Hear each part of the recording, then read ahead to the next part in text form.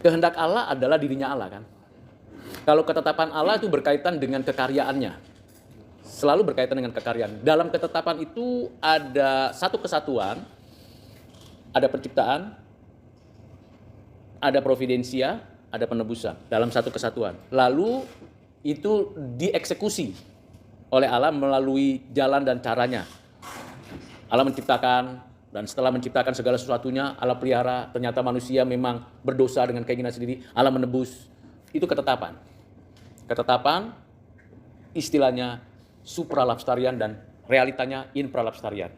Nah, kehendak itu berkaitan dengan apa yang ada pada dirinya Allah. Jadi ini adalah satu misteri yang kita bisa tahu dari perjalanan sejarah. Bahwa Allah mengendaki semua orang kembali kepadanya. Itu kehendak. Kata-kata kehendak muncul di sana. Berdasarkan apa itu? Tentu ketetapan Allah yang menebus. Tetapi satu sisi lagi, Allah juga mengetahui bahwa pada dirinya, mengetahui keseluruhannya, pengetahuan Allah akan kenyataan bahwa nanti manusia itu ada di dalam ketetapannya. Jadi ini berkaitan dengan personalitas Allah dan keputusan kekal Allah. Nah, kalau misalnya ada yang kita lihat kenyataannya orang percaya masih jatuh bangun. Dalam kehendak Allah, orang percaya harusnya masuk ke dalam rancangannya. Tapi tadi saya katakan bahwa realitanya kita bergumul. Kita tidak serta-merta langsung berubah, mengalami suatu transformasi mendadak menjadi seperti di sorga. Kita masih di bumi. Bahkan Paulus yang ditransformasi oleh Kristus juga mengalami pergumulan. Pernah berdebat dengan Petrus, pernah tidak suka dengan Yohanes Markus, penulis Injil Markus. Sampai di masa tuanya, Paulus memanggil murid-muridnya untuk meminta Markus mengunjunginya. Mengapa? Karena Markus memang di tengah perjalanan pelayanannya, dia ingat mamanya. Dia permisi, Paulus, saya mau kembali ke Yerusalem. Dia tinggalkan pelayanan. Marah sekali itu Paulus waktu itu. Tetapi dalam proses pelayanan Paulus, dia akhirnya mengatakan, panggillah Markus karena dia penting bagiku. Ada suatu perubahan yang terlihat dengan jelas bagaimana ia menanggapi proses yang terjadi di dalam dirinya dan proses yang terjadi pada diri Markus. Nah, ini terjadi diizinkan Tuhan. Tapi goalnya adalah nanti pemulihan hubungan. Karena itu kehendak Allah yang paling puncak, yaitu masuk dalam rancangan Tuhan. Sehingga ketika kita baca Injil Markus, kita bisa melihat bagaimana limpahnya seorang Markus yang tadinya pernah meninggalkan pelayanan dan mau dipakai Tuhan dan menerima Roh Kudus menuliskan Injil. Karena Injil Markus adalah Injil yang pertama yang ditulis. Setelah itu Matius, selanjutnya Lukas, selanjutnya Yohanes. Nah, itu kata izin tadi itu. Karena proses tadi. Jadi proses inilah yang kadang-kadang kita lupakan. Nah, kita bersyukur kalau masuk sampai diizinkan. Tapi bukan berarti kita dengan sengaja, sudahlah aku berbuat dosa supaya ini kan bagian dari izin Tuhan. Tidak, itu namanya sengaja memberontak. Tidak demikian. Tapi terpleset oleh karena situasi yang ada membuat dia tidak ikut dalam rancangan Tuhan. Nah, ini bagian dari kehendak Tuhan ke sini. Jadi ini memang kita bisa ketahui setelah peristiwa terjadi. Kalau peristiwa belum terjadi, kita rancang-rancang, nah itu bisa berbahaya sekali. Kita seperti playing God. Nah, jangan sampai seperti playing God. Oh, ini dalam izin Tuhan, ini dalam pembiaran Tuhan. Kita kotak-kotak. Kita bisa melihat suatu realitas, setelah itu baru kita bisa tahu, oh ini bagian-bagiannya. Bahkan Salomo di akhir masa tuanya, dia bertobat. Sehingga dia bisa menulis kitab Pengkhotbah. Dan dia menuliskan dengan apa adanya, bahwa dunia ini fana dan fana dan fana dan fana. Tapi kalau kita lihat awal-awalnya Amsal, kalau kita lihat baca Amsal, betapa terkagum-kagumnya kita membaca Amsal. Dan kita begitu kagum. Begitu kita baca Pengkhotbah, kok seperti hopeless ya? Ada sebuah kondisi yang dimana ada perbedaan, suasana hatinya Salomo di situ.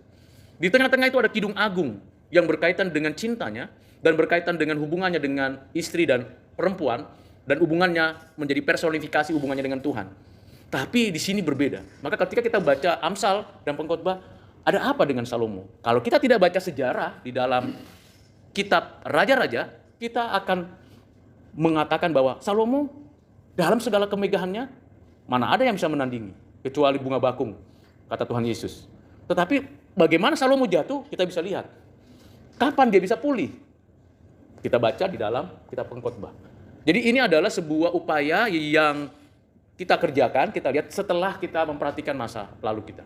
Jadi memang sekali lagi kita tidak membuat 4 kategori itu di depan. Tapi ini pelajaran historis kita. Kenapa saya mesti di sini ya? Ini Tuhan izinkan, yes. Tapi jangan sampai di depan saya mau Tuhan izinkan untuk yang ini, berselingkuh misalnya, supaya saya nanti bisa bertobat, hubunganku dengan Tuhan, dengan anakku baik. Aneh itu namanya. Itu namanya playing God, mempermainkan Tuhan. Nah, itu yang mesti dipilah gitu kira-kira. Bicara penantian. Penantianku begitu panjang. Ketika cintaku menggebu-gebu. Dan ketika cintaku mulai padam, datanglah si cinta itu datang. Penantian yang panjang itu memang ujian daripada ketekunan. Saya ambil 2 tokoh penting dalam Alkitab. Yang pertama adalah Abraham. Abraham dengan jelas dia menerima janji. Dari keturunanmu akan lahir raja-raja. Dari keturunanmu bangsa-bangsa akan diberkati. Maka engkau namanya bukan Abraham, tapi Abraham, bapa segala bangsa, bukan bapa bangsa lagi. Berapa tahun dia menunggu? 25 tahun. Dan di tengah-tengah penungguan dari 75 sampai 100 tahun, berapa kali dia gagal? Pertama Eliezer, ini hambaku ini aja lah yang jadi penerusku. Tuhan bilang, no. Lalu, siapa lagi? Si Sarah ini kan mandul. Dan kondisinya memang dulu, konteksnya kalau budaknya istrinya adalah miliknya. Maka pemikirannya adalah sama dengan si Sarai. Serahkanlah Hagar. Secara hukum alam yang Tuhan tentukan, kalau Abraham menghampiri Hagar, ya otomatis apalagi kalau masa subur, dan laki-laki tidak ada istilah masa subur terus subur, atau umur 100 tahun tetap subur, beda dengan perempuan. Apa yang terjadi? Begitu menghampiri, jadi deh itu, si Ismail. Inilah Tuhan. Oh enggak, bukan itu. Sampai momennya Tuhan memberi, dan Tuhan katakan, Sarah akan mengandung. Ketawalah si Sarah. Maka anaknya diberi nama Ishak. Aneh kan? 75 umurnya, baru 100 tahun baru dapat anak. 25 tahun. 1/4 abad. Itu lama banget, Pak. Saya berdoa 3 tahun baru dapat jodoh. Dan doa saya sudah menyimpang ke kanan ke kiri. Ini kayaknya nggak ada pergerakan ke sini. Kayaknya nggak ada pergerakan ke sini. Semua nggak ada pergerakan. Ini yang mana sebenarnya Tuhan? Dan kita doa ya kan. Kalau dia mau aku ngobrol di dekat gitu. Makin kita doa, kita deketin makin jauh dia. Waduh. Ini gimana nih? Lalu ada yang berdoa, doa aja. Doa puasa. Kita udah doa puasa. Makin doa puasa, makin dia ditantol sama orang lain. Ini salah doa kali ya. Mungkin menurut keinginan dagingku sendiri. Oke, kita doa yang tulus-tulus. Tetap aja. Tapi pada momennya ketika saya berjumpa dengan yang sekarang istri saya bilang, saya antar pulang ya dek. Iya bang. Kok langsung gayung bersambut ya? Nggak saya doain loh. Yang saya doain malah justru nggak dapet pak. Dan puji Tuhan, langgeng sampai sekarang 27 tahun. 4 tahun pacaran, 27 tahun pernikahan. Dan tidak pernah menengok lagi ke kanan atau ke kiri. Tapi waktu pacaran pernah menengok juga. Ya mesti jujur juga kan? Karena waktu pacaran kan dia pengalaman dia sama dengan saya. Nanti boleh cerita, nanti boleh cerita. Waktu pacaran 4 tahun itu, godaan itu banyak sekali Pak. Banyak sekali. Dan apa yang terjadi? Ya, akhirnya bilang, bahkan sempat saya kalau tidak salah 3 bulan bilang, kita sudah nggak usah berteman dulu. Padahal hati saya sudah ke sana. Tapi Tuhan tarik terus di sana nggak jadi ke sini. Saya jujur kasih tahu sama istri saya. Nah itu cara yang pertama, tokoh yang pertama Abraham. Ini menjadi sesuatu yang tidak mudah ya untuk menanti apa yang Tuhan kehendaki.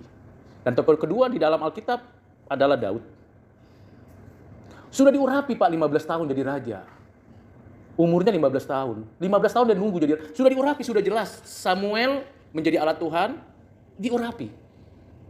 You akan jadi raja kerajaan Israel. menggantikan Saul. Tapi Saul masih jadi raja. Ini gimana sih? Ini permainan apa nih Tuhan? Jelas-jelas pengurapan itu diterima oleh siapa? Daud. Menanti dengan sabar itu tidak mudah. Pasti banyak pergumulan, pasti banyak persoalan. Dan apakah Tuhan membiarkan kita masuk ke dalam pembiaran? Jawabannya tidak. Tadi saya katakan tadi, pembiaran itu terjadi bukan pada orang percaya. Di dalam ayat tadi dijelaskan, bagi mereka yang menyembah ilah-ilah asing, menyembah kuasa-kuasa kegelapan, maka pembiaran diberikan. Itu kehendak Tuhan loh. Sulit saya mengerti ya di situ ya. Makanya kadang-kadang kalau kita lihat politik Indonesia kan pembiaran terjadi. Demokrasi macam apa yang ditampilkan negara kita? Sampai kita kesel kan? Permainannya begitu. Tapi kadang-kadang apakah ada bangsa seperti Asyur atau Babel yang akan menghancurkan Indonesia baru Indonesia bertobat? Nah, saat kita berdoa, ketuklah, mintalah, carilah. Itu kan ada satu tahapan. Tahapan ketuk, ya kan? Minta, cari. Itu tahapan di mana kita terus berjuang, sekalipun memang nampaknya samar-samar kita lihat. Samar-samar kita bisa dapat enggak ya? Dan ini perjuangan iman. Maka ada satu buku dari Paul Little, namanya Melangkah dengan Iman. Itu buku kecil banget, ya tipis. Tahun 60-an saya baca buku itu. Waktu saya melayani di kampus, mahasiswa. Tahun 90-an saya masih ingat buku itu, Melangkah dengan Iman. Bagaimana kita mulai perencanaan sampai kita akhirnya sadar, I am nothing, you are everything. Sampai pada posisi di mana obsesi kita semuanya menjadi habis dan biarlah Tuhan yang menentukan. Sampai obsesi itu runtuh, sampai akhirnya Tuhan mengatakan, saya yang bertindak. Salah satu ilustrasinya adalah ketika seseorang melangkah berjalan di pinggiran pantai, mulai dari 4 telapak bekas kaki sampai tidak ada lagi bekas. 4, 2, sampai, kok bisa sampai sana tapi tidak ada bekas kaki dipijak. Karena Tuhan yang memimpin. Nah, perjalanan seperti itu not easy. Mudah untuk mengatakan, yang menjalankannya terlalu berat. Bagaimana mimpi Yusuf? Begitu hebohnya dia dan euforianya, dia cerita sama kakak-kakaknya. Nanti lu pada nyembah gue. Papa mama juga nyembah gue. Tahu nggak? Kan kesel orang diceritain begitu. Dulu belum ada Alkitab. Jadi ketika dia gitu, ini kurang ajar nih adik ini. Ini anak juga nggak tahu diri. Masa gue nyembah anak sendiri berlutut? Impossible. Dijalani jalan yang sangat sulit itu sampai akhirnya dia memang jadi orang kedua di Mesir. Maka Tuhan mengatakan melalui firman Tuhan yang ditulis oleh Musa, engkau mereka-rekakan yang jahat, tapi Tuhan mereka-rekakan yang baik. Kejadian pasal 50 ayat 20. Ini memberikan gambaran kepada kita, memang tidak mudah, sabar, ketuk, belum tentu dibuka. Jangan-jangan salah ketuk. Cari, bisa jadi tempatnya berbeda. Ya kan? Nah, bagaimana kita punya kepekaan terhadap yang kita ketuk dan yang kita cari tepat. Itu adalah sebuah kepekaan spiritual yang kita mulai dari pengenalan akan Tuhan, keintiman kita dengan Tuhan. Sehingga relasi kita dengan Tuhan, pengenalan akan rahasia Tuhan, itu dapat membuat kita peka ini. Dan ketika kita dapat seperti Archimedes mendapatkan Eureka, maka tidak akan pernah ada yang mau mengambil lagi. Karena dia sudah mendapatkan yang dia Tuhan berikan. Nah, itu memang perjalanan panjang, Bapak. Jadi case by case. Tadi saya cerita tentang kasus saya. Tapi mungkin Bapak Ibu punya kasus yang lain. Keturunankah? Pekerjaankah? Atau mengatakan, kok gini-gini terus? Ya bisa jadi. You salah ketuk, you salah cari, tempatnya berbeda. Kenapa kita bisa happy di satu tempat yang begitu biasa-biasa aja? Kenapa orang yang tidak kita harusnya berharap di sana? Kok dia nggak seneng ya? Padahal di situ yang gue harapin gitu. Kita nggak di sana, tapi orang itu di sana nggak seneng. Kita di sini, walaupun kita nggak harapin, tapi seneng. Kenapa? Di mana hatimu terpaut, di situ Tuhan memberikan berkat. Terpaut di mana hati kita? Di pekerjaan atau di Tuhan? Maka ada obsesi. Pertama, mesti serahkan sama Tuhan. Yang kedua, dari something menjadi nothing. I am something, no, I am nothing. Di situ tiap langkahku diatur oleh Tuhan. Saya banyak sekali kesaksian pergumulan tentang hal itu, dan setiap langkah itu kadang-kadang saya bersyukurnya bukan hanya sekedar saya terharu, saya merasa kok bisa ya Tuhan? Who am I? Siapa saya? Bisa punya teman, saudara, orang Papua, orang Makassar, orang NTT, nggak pernah kenal. Tapi support banget terhadap studi saya.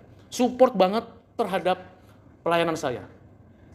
Until now. Sudah berjalan berapa tahun? Hampir 4 tahun. Ada yang hampir 3 tahun, sampai ada 2 tahun. Nggak kenal, nggak pernah bersalaman sentuhan. Tapi doa saya apa? Tuhan, biarlah apa yang saya lakukan berkenan di hati-Mu. Kalaupun aku salah, ampuni aku Tuhan. Dan beri aku jalan terus, melangkah di jalan. Not simple, not simple. Rumit sekali. Mungkin bisa, saya nggak biasa nangis ya. Tapi kalau saya nangis itu berarti terharu. Begitu. Jadi begitu betul-betul Tuhan pegang tanganku.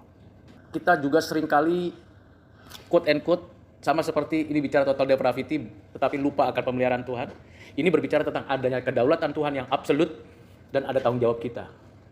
Jadi dalam relasi kita dengan Tuhan, tentu Tuhan mengendaki dengan kedaulatannya kita kembali kepadanya. In proses, progresif. Tapi saat yang sama kita juga bertanggung jawab. Jadi ada action di balik semua proses hubungan kita dengan Tuhan. Dan kalau kita bisa katakan bahwa kegagalan kita seringkali adalah kita tidak bertanggung jawab dengan apa yang kita putuskan. Seringkali kita lupa apa yang kita sudah sampaikan kepada Tuhan. Maka saya selalu mengingatkan diri saya, jangan terlalu lebay waktu berdoa. Jangan terlalu berlebihan waktu menyampaikan doa kepada Tuhan. Tuhan, kalau aku begini akan begini. Jadi bikin syarat kepada Tuhan. Seolah-olah Tuhan nggak tahu kekuranganmu, keterbatasanmu. Dan ketika kita mengatakan itu, kita lupa. Kata-kata itu pernah muncul dari mulut kita. Tapi Tuhan tahu. Nah, Tuhan tetap berdaulat di situ. Mengarahkan kita untuk terus di dalam pemeliharaannya, penyertaannya. Seperti orang Israel yang di padang gurun. Di mana Tuhan bergerak, orang Israel akan bergerak. Begitu orang Israel bergerak tanpa Tuhan pimpin, dia akan mengalami kesulitan. Begitu juga. Nah, tapi di sini ada tanggung jawab. Tiang awan, tiang api diberikan hanya untuk memberikan arah angin, arah jalan, arah baik, supaya manusia itu bisa ikutin. Nah, ketika kita berada di dalam hubungan dengan Tuhan kedaulatan Tuhan, maka kita bertanggung jawab untuk itu. Menjaga koridor-koridor yang bisa kita lakukan. Memang kita tahu bahwa hubungan kita dengan sesama itu sangat rumit. Not simple, terlebih lagi terhadap sesama orang Kristen. Kalau bukan orang Kristen, kita langsung mudah mengatakan, oh itu memang bukan orang Kristen.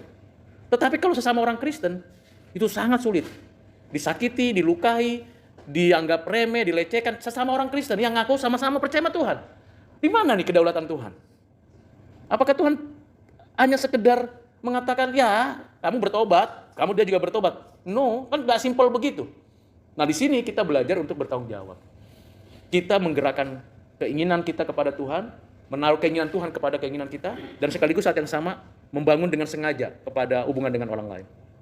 Sampai satu ketika istri saya bilang kepada saya, kok sabar banget sih sama orang itu, udah nyakiti kamu berulang-ulang. Saya bilang, lalu apa yang saya harus buat? Apakah saya harus mendendam sama dia, dan saya harus bermusuhan sama dia? Bukankah Kristus mengatakan, kasihilah musuhmu? Memang mudah? Tidak mudah loh. Bisa air mata dan air darah keluar dari mata, karena terluka dan sakit hati. Tetapi karena anugerah Tuhan, kita bisa, oke, berdamai. Sampai orang lain heran.